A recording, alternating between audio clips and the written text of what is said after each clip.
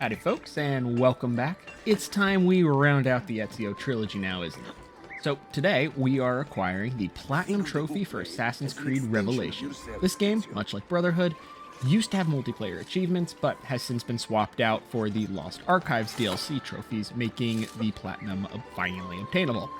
Revelations is also, if I remember correctly, the shortest in the trilogy, but anyway, enough of that. We've got a pretty long intro, so let's get into it. With 50 trophies, including the Platinum, which we'll throw up on the board now, and begin. The game begins with a voiceover explaining Desmond's situation. TLDR, poor dude is in an absolute coma after killing Lucy, and they have him strapped into the Animus to keep him from dying. Desmond then wakes up, sort of, in the Animus with Subject 16 telling him that if he wants to save himself, then he's got to walk through that portal and sync with Ezio once more to keep his brains from melting in his head, which, not good. Here's the problem. Your brain is Now, this game starts in full with arguably one of the most amazing intros for any game, and truly, I'm just going to leave it in there, the whole cinematic, because it's so good. Feel free to skip ahead, of course. Otherwise, enjoy this nostalgia trip.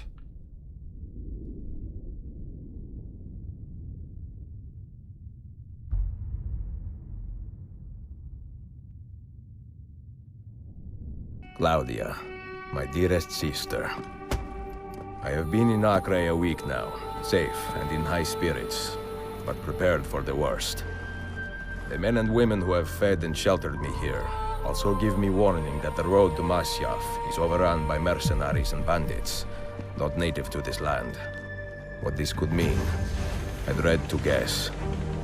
When I first set out from Roma 10 months ago, I did so with a single purpose: to discover what our father did not.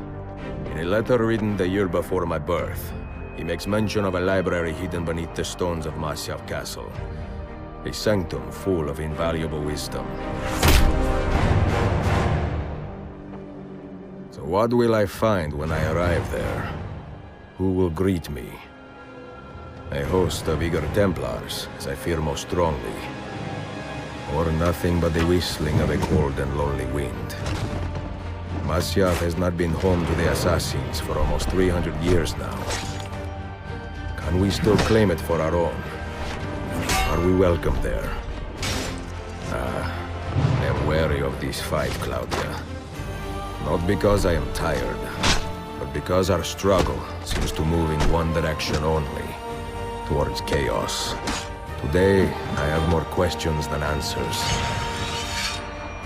This is why I've come so far. To find clarity. To find the wisdom left behind by the great Altair. So that I may better understand the purpose of our fight. And my place in it.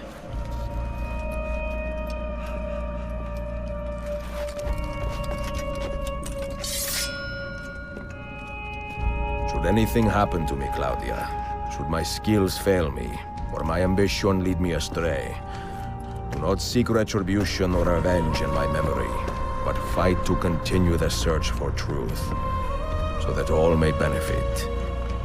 My story is one of many thousands, and the world will not suffer if it ends too soon.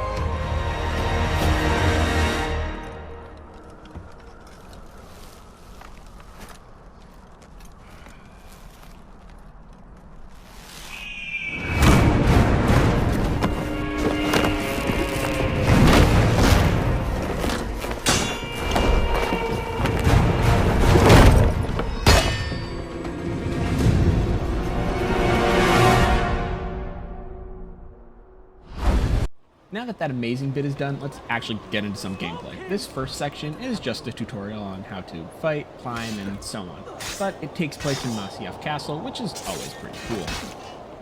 After slicing and dicing our way through the keep, we make our way to the basement via express elevator, and discover a massive door holding Altair's library.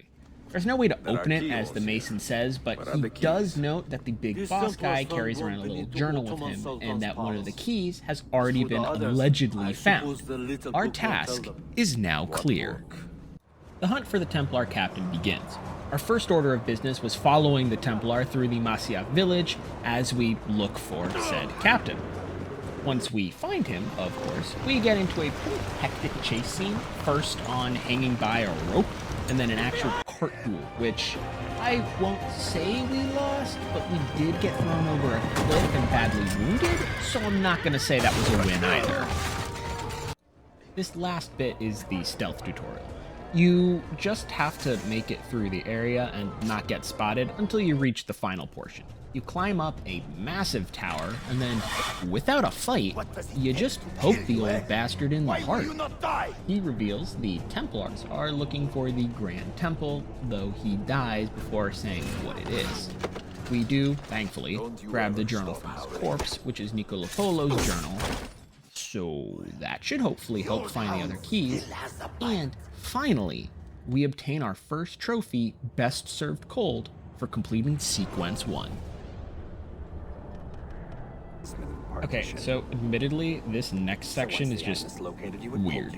We get spit back out of the Animus Island, where 16 tells us we were snooping a bit too far and the Animus saw us as a threat, sort of like a computer virus. But, more strange, there are these 5 pillars in the back area, to which I believe to be corresponding to Desmond's life as an assassin. When you enter the portal, it brings you to this first-person narration/puzzle level. There are 5 total. I'm not going to go over each one in detail, but know you do have to do all 5 for trophies. So, when I complete Desmond Memory 1, I am awarded with the Early Years Trophy. We continue Ezio's story with him on a ship, since, planes aren't a thing yet. Chatting with a nice young man about Constantinople, Constantinier, or Istanbul, depending on who you ask. I'm going to be referring to it as Constantinople through the rest of this video, but neither here nor there. As we get off the ship, though, we meet my favorite character in the game, Yusuf, an assassin native to the city.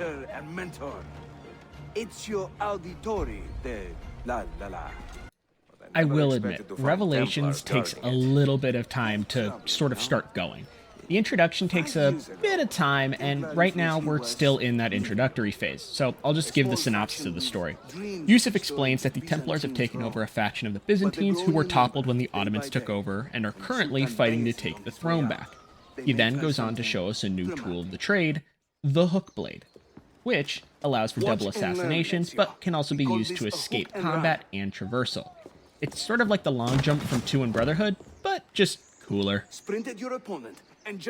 After learning how to use the hook blade, we get news that the Templars are attacking the Brotherhood's hideouts.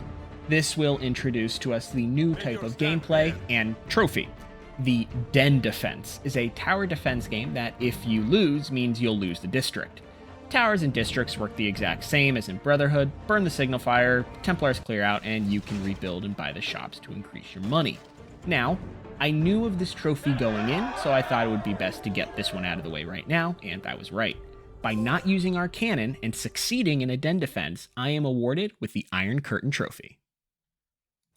Now, while we were able to defend our den, Yusuf was not as lucky, and the Templars took over.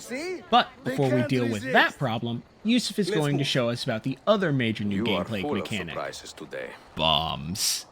See, in this game, you can come across all sorts of different crafting materials that do different things and create all sorts of different bombs.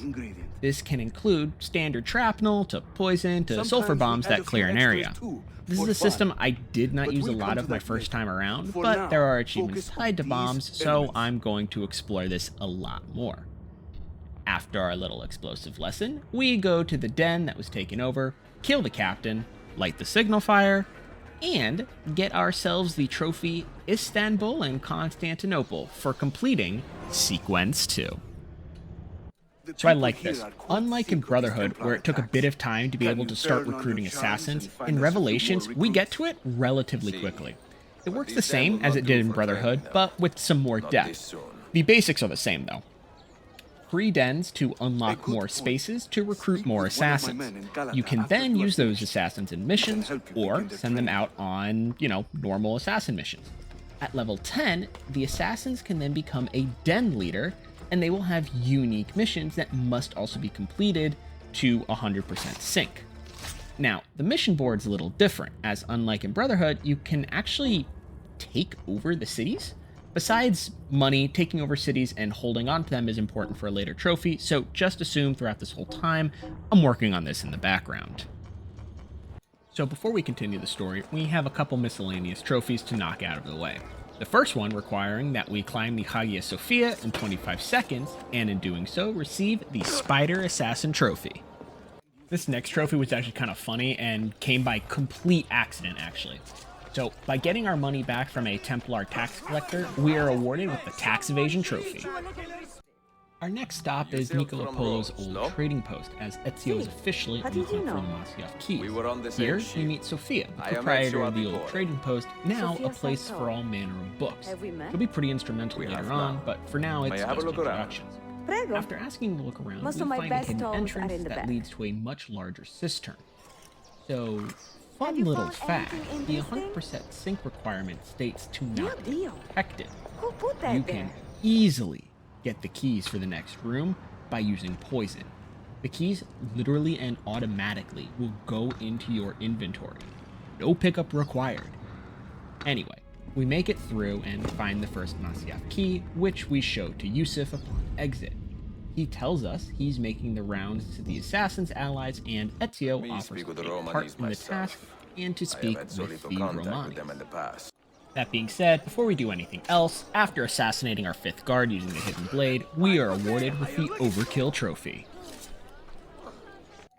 I like these next sections of Revelation. Whenever you get a Masyaf key, one of your next missions will always be rewatching, or replaying, a memory placed there by Altair. Some of these missions have optional objectives you'll have to complete later for the 100% thing, so just first keep that in mind.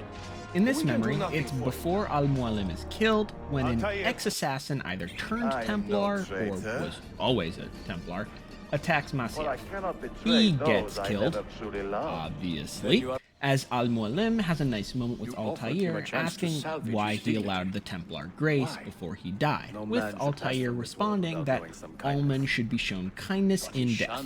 The sequence then ends, and, well, we move on. This next segment's pretty fun, where we get to meet the Romanis. They take the place of the courtesans from 2 and Brotherhood in terms of gameplay mechanics. In this segment, the Romanis have had a huge amount of money stolen by the Byzantines, and the leader requests that we get it back by playing into the Romani curse the common people think exists. Pretty easy. All we do is by shooting poison at the handler of the chest every time somebody new touches it. We return the chest and now officially have the Romanis on our side. It's time to earn 2 more trophies, but first, let's explain. Our first Den Master failed at killing an assassin killer known as the Sentinel. We have once again located him, and this time he won't be getting away so easily. He did beat us to the punch though and captured a couple of our assassins, who we just need to free, before sprinting back to the headquarters where we get to go on a fun little chase before our Den Master introduces his blade to the Sentinel's neck. Once we kill him, not only are we awarded the My Protégé trophy, but we also complete Sequence 3, obtaining Sealed the Deal. Sequence 4 begins with Yusuf telling us that they have just uncovered a plan to kill Prince Suleiman. The plan is relatively simple. We are going to sneak into the palace, where there is a cultural expose happening, put on by said prince, and we are going to disguise ourselves as Italian minstrels. Once inside, we're going to find and assassinate all the Templar/Byzantine agents. Lo and behold, we get a night's glimpse of the old prince, and shock and surprise, it's the same young man from the boat. I know, I'm just as shocked as you are. Anyway, we'll do this, well, we'll kill the agents, by distracting the attending participants with questionably good singing that sounds like, "You sound like a dying cat." As we distract our counterparts, they will then silently and completely in the open kill the targets with nobody else noticing, because sneaky, I guess. Anyway, we thought we killed all of them, when of course we're proven wrong, but have no fear, for even with no blades, Ezio is still a trained killer. So we kill him with a lute. Woo! We then speak with Suleiman, who you know, meeting us for now the second time, requests our assistance on a personal matter. I do not talk to strangers. We'll get back to Suleiman later. Right now, we make our 30th bomb and greatly accept the Craft Maniac trophy. So, I have a little explaining to do. The astute amongst you probably noticed I have a lot more health and a different armor set. I'm currently wearing the Master Assassin armor, which I obtained after doing a certain amount of the unique assassin missions with my apprentices. I don't record a lot of the non-story related stuff, as that would make me have to go through upwards of 30 hours of footage, which just isn't reasonable for a one-man operation, who's also still in school, and works full-time.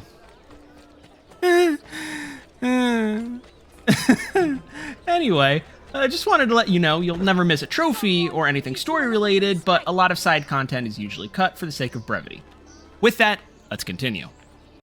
Back to the story. So, Suleiman asks us to sneak into an unknown room and listen in on a conversation between Suleiman, his uncle, and a Janissary captain named Tarek. It's known that the Janissaries don't really like the uncle, and they prefer Suleiman's father for the Sultanate. Once all parties are sufficiently, pissed off at each other and go their separate ways, Ezio deems it important to track Tarek, as he seems to be the most suspicious of the group, and we get Suleiman's blessing for this endeavor. Instead of doing that task, though, we head towards the next Masyaf/Sophia quest, where we run into an old face. Duccio is trying, and failing, I should add, at courting Sophia. Something about being Italians in a lost place, and who cares, he's an asshole. Ezio shows up, scares him senseless, and just remember Duccio's face. We will need him for a later trophy.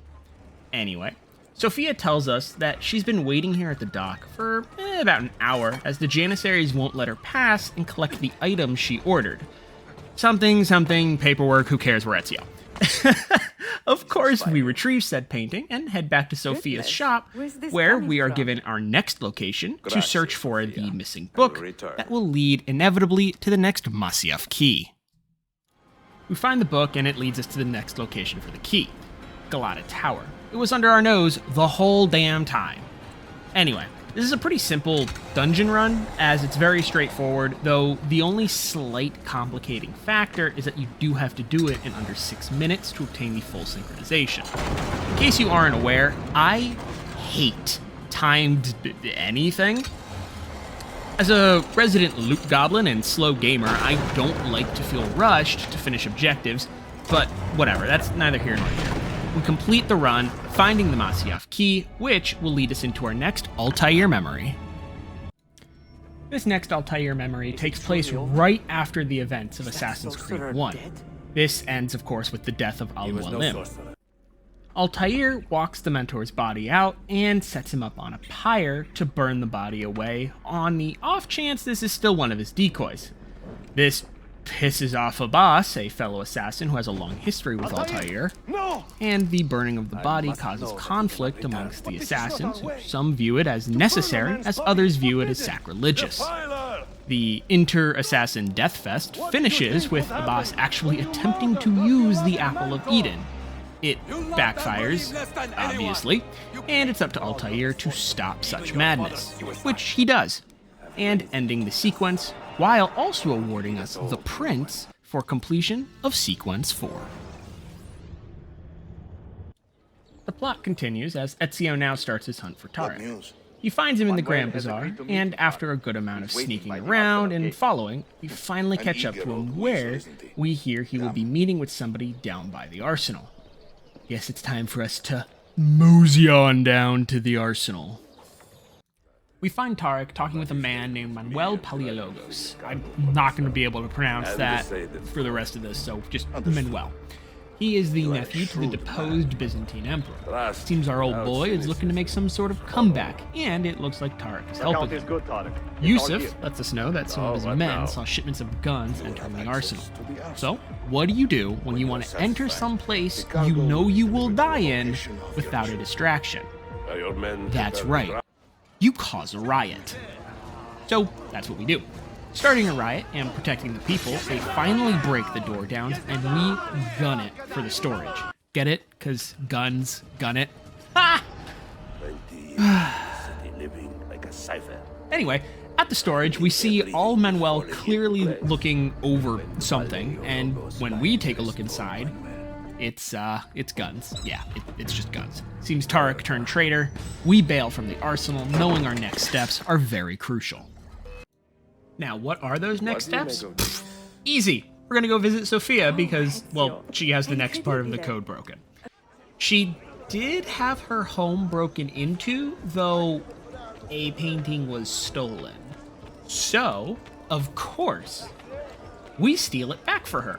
And she lets us know the next book location, which will reveal the subsequent key resting place. Said location is under the form of the ox, and this is just a fun segment. This whole sequence is just chasing after a boat of Templars who try, and fail, at hitting you with guns while you get to free run all over the place. Anyways, we'll clear up these stragglers, and we end up getting the key, which will lead us to the next Altair mission. So this next Altair mission is kind of cool. Well, cool might not be the right word. It's interesting. Altair and his wife, Maria, have been away from Masyaf for a very long time, with Abbas now in control of the order. Their son was killed on the command of Abbas. Maria and Altair show up at Masyaf wanting answers, so they, go and speak with him as any normal person would. But this does not go according to plan. Abbas, threatens Altair, tells him that he's greedy for holding on to the apple for so long and selfishly guarding it. Abbas says he'll tell Altair what happened to his son if he, meaning Altair, gives him the apple. Altair sort of complies by using said apple, which also, in the end, sadly gets Maria killed. Altair is able to escape Masyaf with his other son, Darim, as they are basically now both exiled from the Order. The sequence ends with thankfully another trophy, since it had been a hot moment. The plot thickens for completing Sequence 5. Alright, we went on a bit of a trophy dry spell there for a bit, so let's rectify that. Remember that weird first-person bit, the Desmond memories? Well, I quickly went ahead and just cleaned up the last 4. So, let's get these out of the way right now. For completing Desmond Sequence 2, I get the Reluctant Assassin. Sequence 3 gives me the Escape to New York trophy. Desmond 4 gives the Rotten Apple trophy. And finally, we round out Desmond's retrospective on himself being an assassin with the final trophy, Are You Desmond Miles? We drop back into Ezio and find ourselves a fun little friend. It's the old rascal himself, Duccio. Now, I believe this is a random event, so when we find the lazy drunk, we calmly walk up and beat the shit out of him, awarding us the Bully Trophy. This next trophy is just kind of funny because it popped in the middle of a cutscene. Armchair General is obtained by holding all of the cities in the Mediterranean Defense minigame, the one where you send your assassin recruits. So, because of how the game operates with those missions, once the time is up, it finishes no matter where you are, and so because of that, Armchair General pops. As for that cutscene, we will continue the story with finding Suleiman playing that game of chess with his uncle, as you just saw. We tell Suleiman that it seems Tarek has betrayed them as he's giving weapons to the Byzantines. Tarek knows where the guns are going, so we tell Suleiman that we're going to find him and figure out where the weapons are going. We're told that Tarek is in the Janissary barracks, and that we need to disguise ourselves as one if we are to get the necessary information. Suleiman then tells us, hey dude, kill him once you're done. To which we go, we gotcha. Well, at least that's the plan. So, we find ourselves a lonely little Janissary that's been wandering a little too far from base, and take his clothing. We sneak our way into the barracks base, avoiding those who can see through the disguise, Hitman style, until Tarek appears. He notes that the guns are going to a place called Cappadocia. Now that we know where to go, we need to do the deed of erasing Tarek, who turns out to not be a traitor, but a pretty admirable guy. He was planning a surprise attack on the Byzantines in their own home. In his dying moments, he gives us a paper and tells us to help save his country. We return to Suleiman, who seems pretty distraught about having Tarek killed, but gets us a ship that we can take for the Byzantines' hideout. Before we head out to Cappadocia, though, first we have another Masyaf key to find. We head to Sophia's place, who tells us she will crack the code, but if we would be so kind, we need to go grab some white tulips for her and meet her afterwards. We do this, and the lovely lady set out a whole-ass picnic for us. I love it. Anyway, after that lovely meal, we are given information we need and head for a Bioshock-like lighthouse. It's just in the middle of nowhere. Wonderful. Where we go through a massive obstacle course until we finally find the 4th key. The next Altair memory continues the trend of just super cool Altair memories. Old Altair has finally returned to Masyaf, to a decrepit order ruled by a paranoid old Abbas.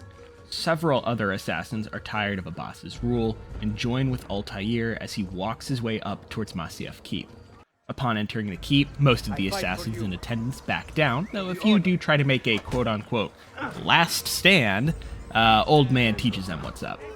We finally come face to face with Abbas, but pull the most Indiana Jones shit ever and just shoot the bastard, ending the sequence. The last thing we do before heading to Cappadocia is another trophy, finally. Fast Fingers is obtained by looting 50 guards, well, 50 dead guards, using a special thief skill that you unlock by completing Set 2 of the Thieves Challenge. Alright, now we finally head to Cappadocia, but to do so, we first have to destroy some public property.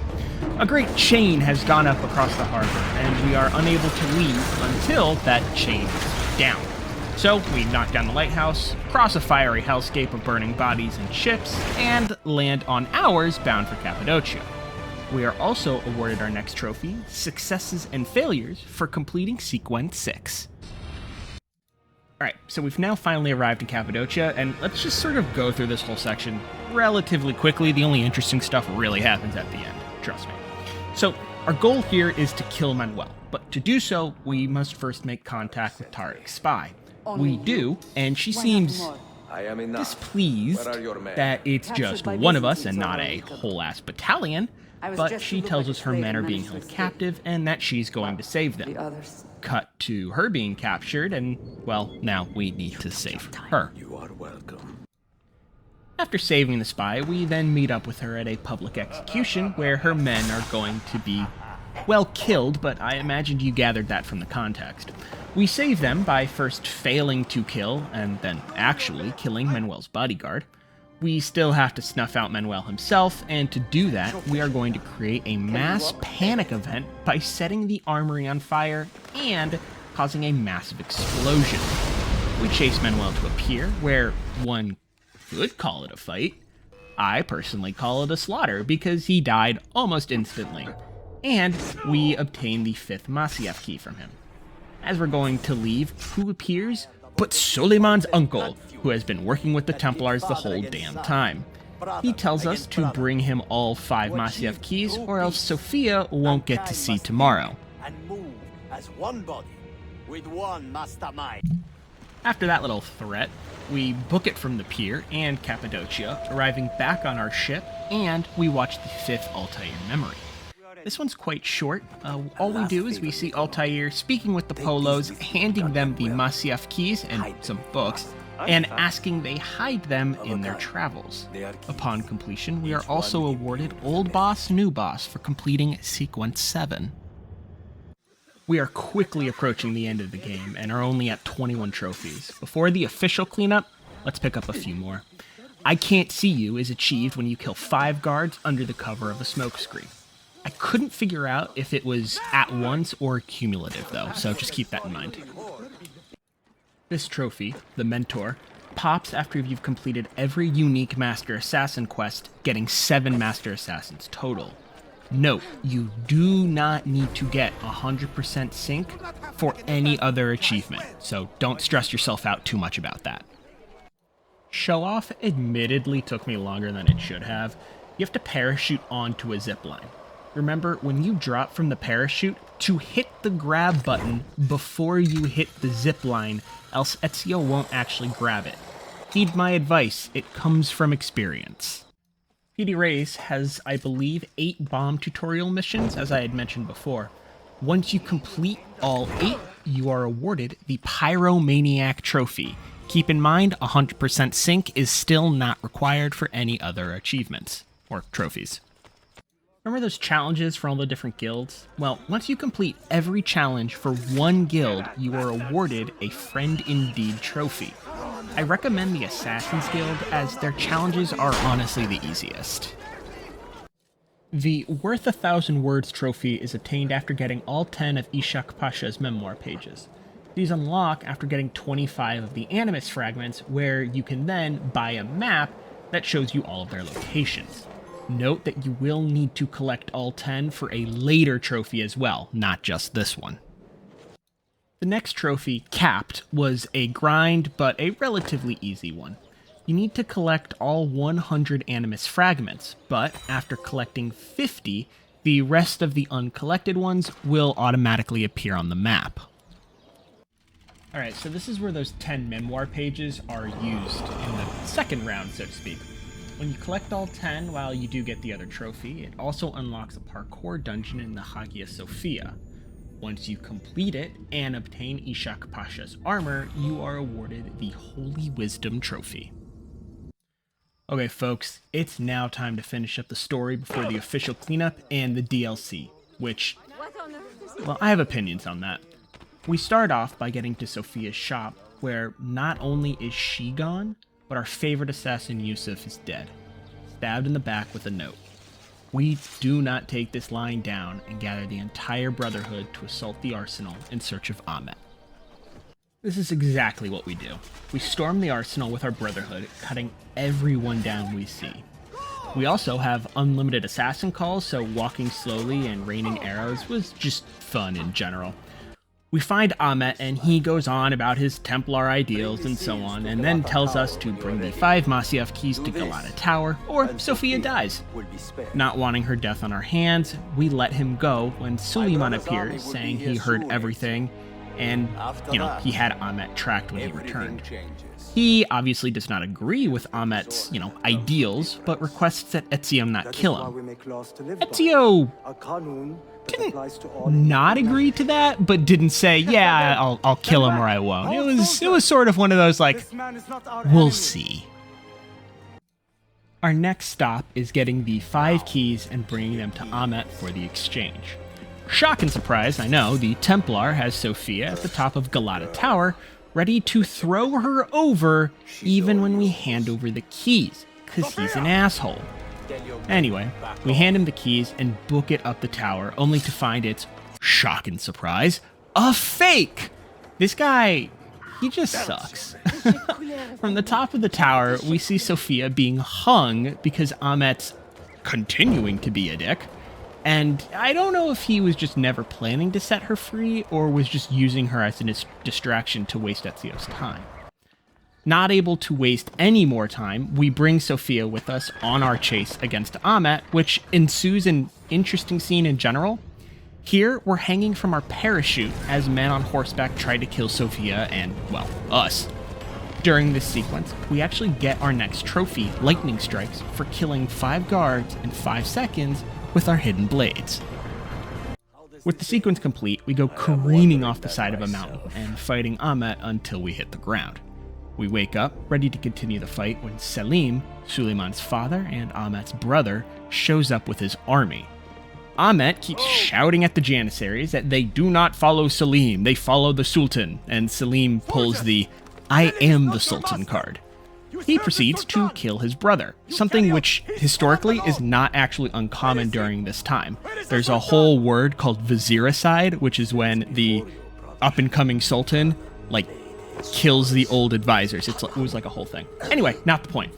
This next little bit I find hilarious and shows the absolute balls on Ezio. Selim turns towards him and tells him that if it were not for Suleiman's high praise, he would have killed Ezio here and now, and instead, he's banished and should never return. Ezio fucking raises his sword, ready to kill the man with an army at his back, who just killed his brother, and who has now claimed to be the most powerful man in the land without a second thought. Sophia, being the sane one, stops him, and we also receive our next trophy priorities for completing Sequence 9. We then travel to Masyaf with Sophia, who is now our wonderful traveling partner. We head down to the keep and finally open the door to Altair's library. I need you to understand this next scene, like this ending portion of the game, if I could play the whole thing out in its entirety, I would. I absolutely love it. But I already did that with the introduction. I'm not going to subject you to get that again. If you'd allow me to indulge myself for a moment, though, Ezio goes down into the library, and he notes there's no books and no wisdom, only Altair. The way he says it makes me believe that Ezio knew that's what he was going to find. He knew he wasn't going to find any books. Now, I might be wrong. I'm curious your thoughts. Anyway, Altair's skeleton is holding one last Masyaf key and memory, where we see Altair putting away and hiding the Apple of Eden before sitting in said chair. It is now time for Ezio to decide what to do with the apple. As Ezio beholds the apple, he does not take it, stating he's seen enough for one life. The apple activates again, and somehow Ezio instinctively knows he is now somehow passing along a message to Desmond, his great times many grandchild. Here, we also achieve our next trophy, Fond Memories, for getting 100% synchronization in all sequences. This final section is a little tricky, but I'm going to see if I can understand it as best I can. Through Ezio, Desmond was able to gain access to the Nexus, where the ones who came before are finally able to speak with him about the disaster that is to come. Desmond then wakes up in the Animus, or outside of the Animus, stating he knows what needs to be done, and this also achieves us the trophy Revelations for finishing Sequence 9. And with that, the main story of Revelations is complete, but we still have some cleanup to do, and then the dreaded DLC, but I'll explain that when we get to it. First on the docket, though, is Almost Flying for parachuting from the top of Galata Tower to the Golden Horn. Silent but Deadly was much easier to achieve by going back to Sequence 1 Mission 5, where the ability to kill 3 guards with knives is, admittedly as simple as just holding a button. Mousetrap is achieved by dropping scaffolds on guards after they've been affected by caltrops. Hopefully I can save you some heartache here. This does not have to be 5 guards at once, it just needs to be 5 guards total. So if you only get 1 each time, that's perfectly okay.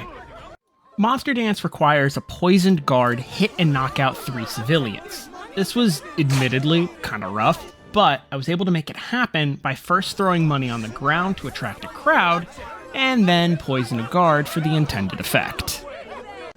Mosh Pit was fun. You need to have 10 guards poisoned at once. This was easily able to be achieved by getting guards' attention and then poisoning them, popping the trophy.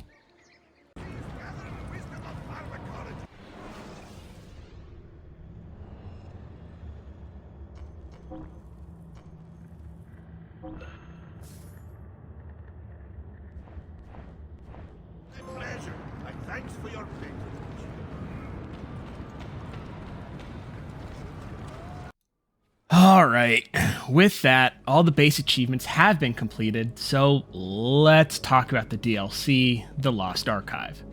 Now, I don't know which human being at Ubisoft decided they wanted to make an entire DLC based around the first-person puzzle game thing, but I hated this DLC. First off, I don't play Assassin's Creed for a first-person puzzle platform game. Second, one of the trophies was so goddamn difficult, I actually just chose, fuck it, and used a glitch to get it because I failed so many times and just needed to move on. You'll know when you get there, and if you've gotten this achievement before, and if you got it the legit way, wow, so much credit to you because couldn't do it. Couldn't do it. Anyways, this DLC is about Subject 16, Clay specifically, and basically going through parts of his life story with the assassins. While the narration and actual story is interesting, the gameplay absolutely sucked. And also, it's a loop. If you don't get the quote-unquote true ending, you have to keep playing over and over till you do. Thankfully, after the first loop, you can choose which sequence to go into. So, yeah. With that, let's just get these last achievements out of the way now, shall we? Let's get going. The first trophy, Save Yourself, is achieved by stopping a fall by placing a block under you. This achievement can literally not be missed, as you do this within the first 10 minutes of the DLC. The next trophy, part of the Creed, comes fairly early and is also part of the main DLC story when you take the Induction Leap of Faith. Jump, they say, is also a DLC story trophy, as once you gain the high jumping block ability, you will pick up a letter awarding you said trophy. Enter the Animus is also a DLC story trophy for, well, entering the Animus, but again, y'all are smart, I imagined you gathered that from the context. The Meet Your Maker trophy is also incredibly easy. All you have to do is finish Memory 5 and it will pop. The last of the story DLC trophies pops at the end with The Loop. This is awarded for finishing the DLC, but not obtaining the true ending. Here you can see that glitch. Impress Warren Vidic requires you to go through the entirety of Memory 4 without dying, which means you can't hit anything.